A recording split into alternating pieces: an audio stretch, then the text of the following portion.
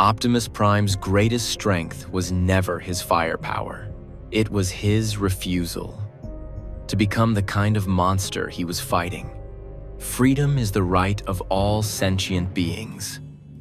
That line isn't just a slogan, it's the core of his moral code across most major continuities. But mercy has a cost. And in story after story, Optimus Prime pays that cost in time, in blood, and in the slow breaking of Cybertron itself. This isn't a hit piece on Optimus. It's an exploration of 5 moments where his mercy backfired. Not because his heart was wrong, but because the universe he lived in refused to reward goodness. These moments show that doing the right thing doesn't always lead to the right outcome. Sometimes, it just makes sure there is still something worth saving when the war finally ends. Ground rule: what backfired really means. Before breaking down individual moments, backfired needs a precise definition in this context. Here, backfired does not mean Optimus was stupid. Optimus should have been a ruthless executioner. Compassion is a flaw.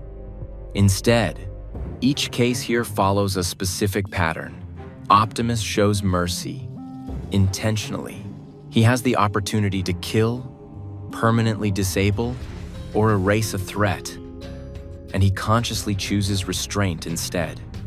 That mercy keeps the threat in play.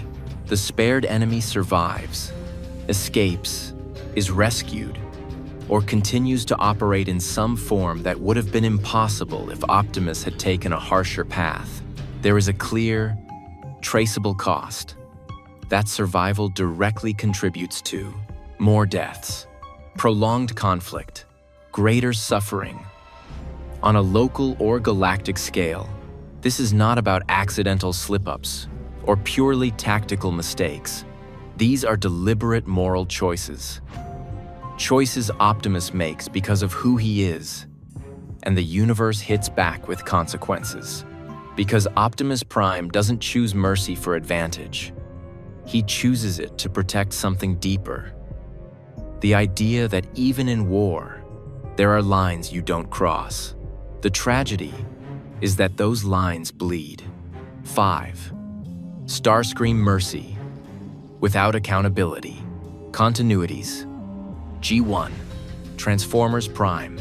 If there's one Decepticon fans almost universally agree should have been dealt with already, it's Starscream. Across G1 and Transformers Prime, Starscream is treacherous, opportunistic, wildly self-serving, a constant destabilizing force for both the Decepticons and the Autobots. He isn't just another seeker with missiles. He's a walking catalyst for chaos, the mercy. Across continuities, there are several situations where Starscream is defeated in battle, disarmed, or at a severe disadvantage.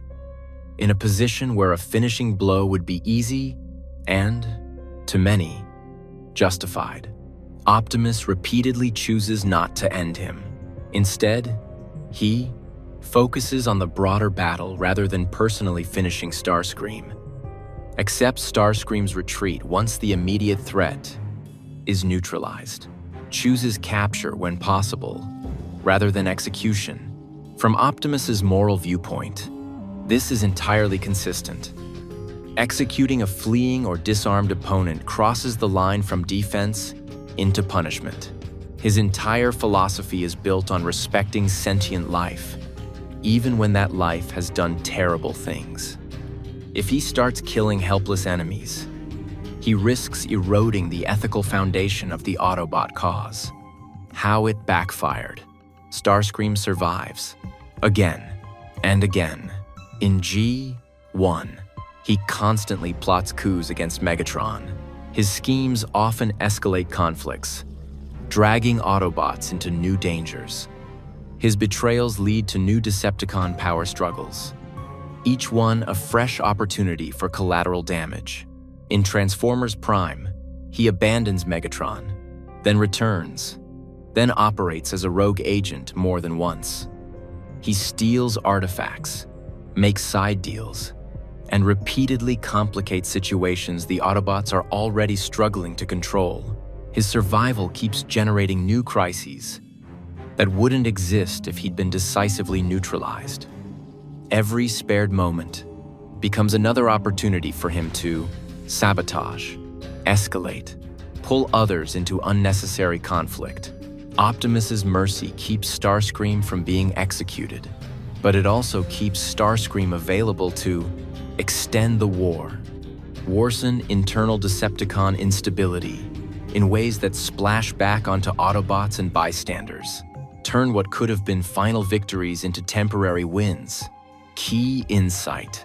Mercy without accountability becomes permission. Optimus sees sparing a defeated foe as staying true to his principles. Starscream sees it as a free reset button, and he hits reset every chance he gets. 4.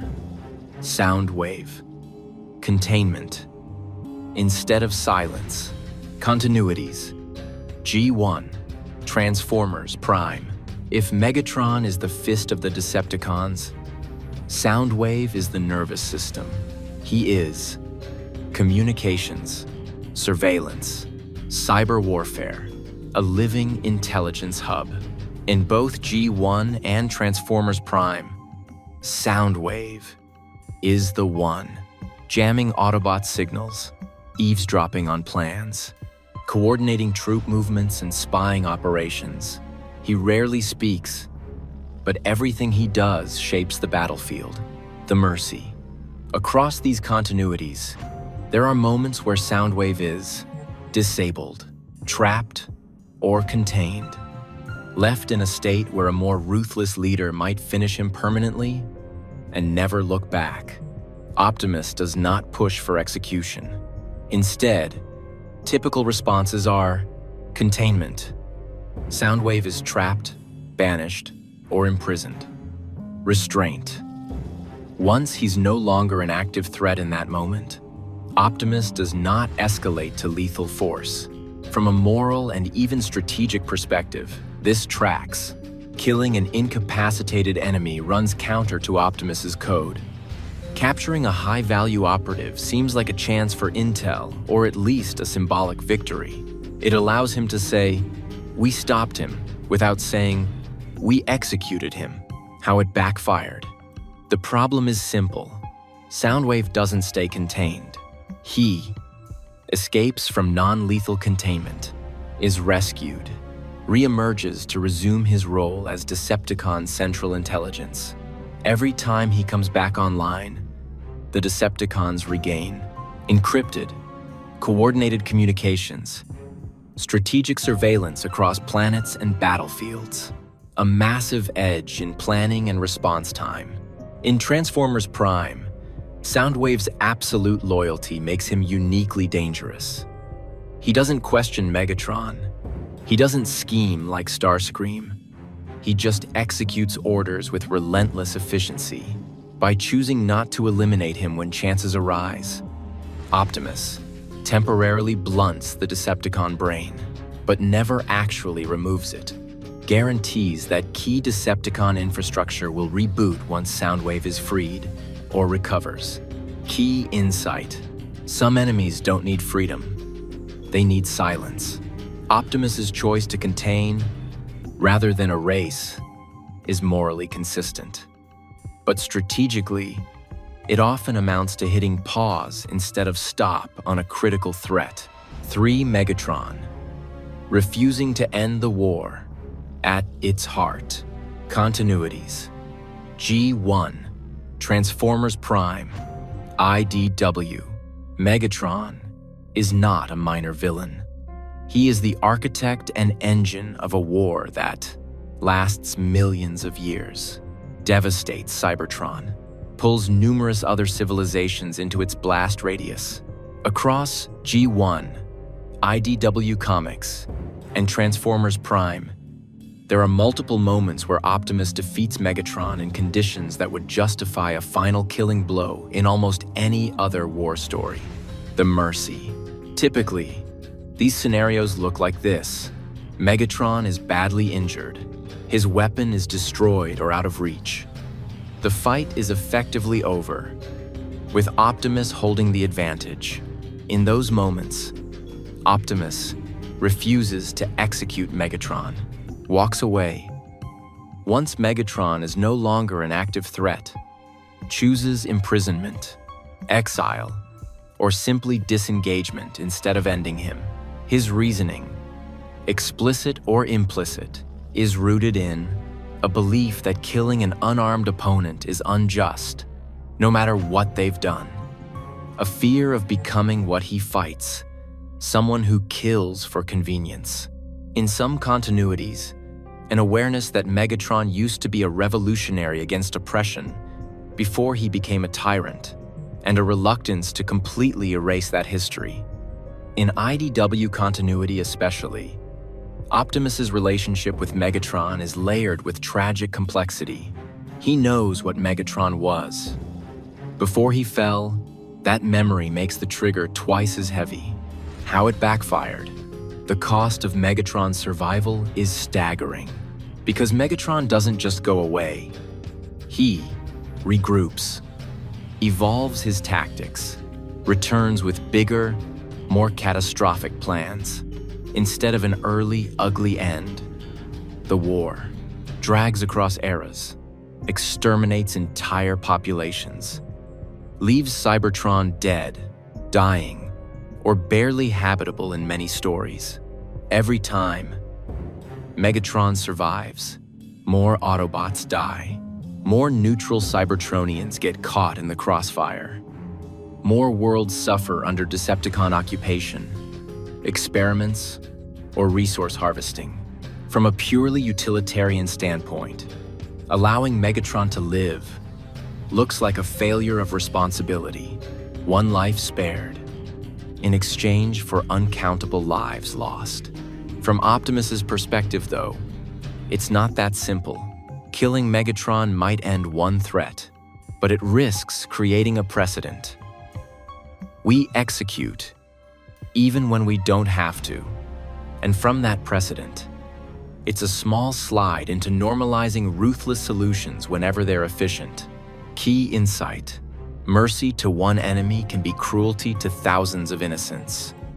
Optimus refuses to become an executioner, even when the target arguably deserves it. The universe responds by letting Megatron keep rewriting the cost of that mercy in blood. 2. Dreadwing mercy that never fully lands. Continuity. Transformers Prime. Dreadwing in Transformers Prime is not your typical Decepticon bruiser. He is honorable, controlled, deeply committed to a personal warrior's code. He's loyal to Megatron, but his loyalty is filtered through his own sense of justice and duty. The mercy, throughout his interactions with the Autobots, and especially with Optimus, there's a recurring theme. Optimus recognizes Dreadwing's honor. He treats him as a warrior, not a mere thug. He offers him chances, subtle and direct, to step away from the Decepticon cause. When Dreadwing faces defeat or capture, Optimus doesn't insist on his destruction, speaks to him with respect. Even while opposing him, holds the door open for possible defection rather than slamming it shut with a kill shot. This is a very Optimus move. He not only wants to win battles, he wants to win people away from tyranny when possible. He believes even enemies like Dreadwing can be redeemed or at least redirected. How it backfired, but Dreadwing is torn. He continues to serve. On the Decepticon side, participates in operations that hurt the Autobots, remains an effective and dangerous combatant for Megatron during the window, when Optimus is still hoping he might break away. When Dreadwing finally reaches a moral breaking point, particularly after witnessing Megatron's treatment of others and the desecration of things he holds sacred, he turns against his leader, and Megatron kills him. The net result? Dreadwing dies. Anyway, he never fully makes the jump to the Autobot side. The damage he does before that point is not undone. Optimus's mercy keeps Dreadwing alive, long enough to suffer deeper betrayal, does not actually save him, does not prevent the harm he inflicts. While still wearing the Decepticon badge, key insight, mercy delayed, can become mercy denied for everyone involved. Optimus bets on Dreadwing's potential. The universe cashes that bet out as tragedy. One more honorable warrior, chewed up by Megatron and a trail of destruction left behind him. Megatron, Transformers, Prime finale. Peace offered too late. Continuity, Transformers Prime. By the final act of Transformers Prime, the war has burned through nearly everything. At this stage, Cybertron has been corrupted, defiled, and nearly destroyed. Ancient cosmic forces like Unicron have been awakened and fought. Entire eras of suffering sit behind every character still standing. It all comes down, once again, to Optimus and Megatron. And once again, Optimus has every justification to end Megatron permanently. The moral cover of countless atrocities committed. The support of comrades who would not blame him if, this time, he didn't hold back. The mercy. But Optimus remains who he has always been. He offers peace. He extends a hand toward a future that doesn't require one more execution. Refuses to let the final note of the war be a kill. Tries, one last time, to resolve the conflict without sacrificing his ethics. It's the purest expression of his core belief that even the worst cycles can, in theory, be broken. That victory gained through vengeance leaves something poisoned at the root. How it backfired. The brutal truth is this: by the time that offer is made, the damage is irreversible. Cybertron is scarred beyond full repair. So many lives have been lost that no amount of peace will feel like enough. The trauma baked into the survivors is permanent. Optimus's final acts include sacrificing the Allspark, sacrificing himself, ensuring that any future Cybertron has will be built without him there to see it.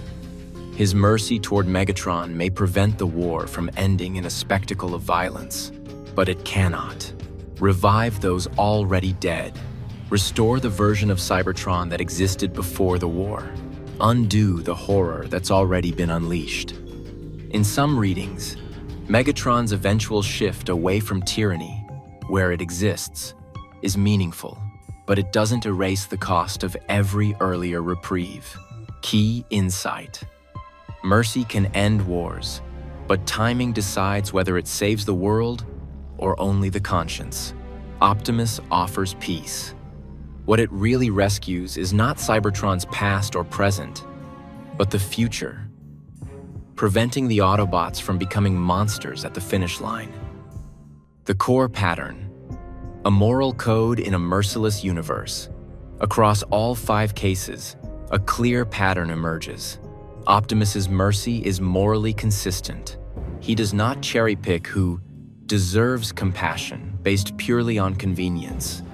From Starscream to Megatron, from Dreadwing to Soundwave, he treats enemies as sentient beings, not just obstacles to delete. The universe around him is violently inconsistent. It doesn't reward restraint. It doesn't ease up because he refuses to get his hands dirty. It often answers his mercy with multiplied suffering. His restraint often protects ideals more than it protects lives. Sparing Megatron protects the ideal that justice shouldn't slide into vengeance. Containing Soundwave instead of killing him protects the principle against executing helpless prisoners. Offering Dreadwing a chance protects the belief that even enemies deserve a path to change. Offering peace at the end protects the soul of the victors more than it heals the wounds of the war. From a cold tactical lens, these choices look like failures. From a moral lens, they're the only thing keeping the Autobots from becoming a mirror image of the Decepticons. Optimus understands something that pure strategists often ignore. If you abandon your ethics completely in order to win, you don't really win. You just change the flag over the ruins. Megatron wants absolute control, regardless of the cost. Optimus wants a future where freedom still means something, not just in words, but in the methods used to get there. Those are fundamentally different goals, and different goals demand different sacrifices. So here's the hard truth these 5 moments reveal. Optimus Prime didn't fail because he showed mercy. He failed tactically, at times because war punishes goodness. Every time he refused to execute the helpless, refused to kill for convenience, refused to let hatred make his decisions, the universe responded with more battles, more funerals, more scars carved into Cybertron and beyond. But flip the question. If he had not shown mercy, if he had executed Megatron the first time he could, if he had crushed Starscream after one betrayal, if he had silenced Soundwave permanently, would the Autobots have still been Autobots? Or would they have simply become Decepticons with better speeches? That's the real tension at the heart of Optimus Prime's story. Is victory just the end of fighting? Or is it the survival of who you chose to be while you fought? So, now the question lands on you. Was Optimus Prime right to keep choosing mercy, no matter how high the cost? Or did his convictions drag the war out longer than it needed to be, turning mercy for a few into suffering for many? Did he save Cybertron's soul? Or sacrifice too much trying to protect it? Drop your take, and if you want to follow up, breaking down the one time you think Optimus should have abandoned mercy and what that alternate timeline would look like, that's a whole other video waiting to happen.